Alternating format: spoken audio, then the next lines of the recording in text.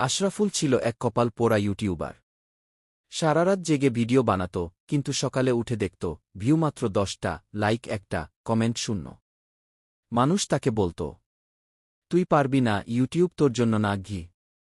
অনেকে video skip করে চলে যেত, কেউ আবার খারাপ কথা বলত। এসব শুনে আশরাফুলের খুব কষ্ট হতো। একদিন সে মোবাইল বন্ধ করে ভাবল, আর ভিডিও বানাবে না।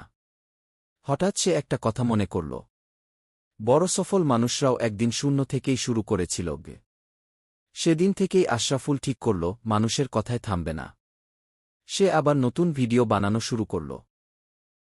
ধীরে ধীরে তার পরিশ্রমের ফল আসতে লাগল।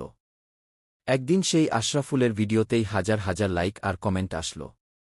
গল্পের শিক্ষা: আজ মানুষ ধাক্কা দিলেও হাল না ছাড়লে একদিন তারাই হাততালি দেবে। আশরাফুল ছিল এক কপাল পোড়া ইউটিউবার।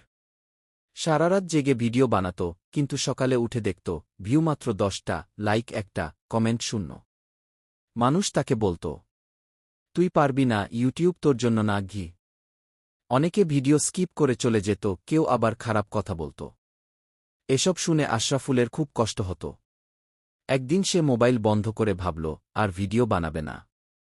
হঠাৎ সে একটা কথা মনে করল, বড় সফল মানুষরাও একদিন শূন্য থেকেই শুরু করেছিল। সেদিন থেকেই আশরাফুল ঠিক করল, মানুষের কথায় থামবে না। সে আবার নতুন ভিডিও বানানো শুরু করল। ধীরে ধীরে তার পরিশ্রমের ফল আসতে লাগল। একদিন সেই আশরাফুলের ভিডিওতেই হাজার হাজার লাইক আর কমেন্ট আসল। গল্পের শিক্ষা: আজ মানুষ ধাক্কা দিলেও হাল না ছাড়লে একদিন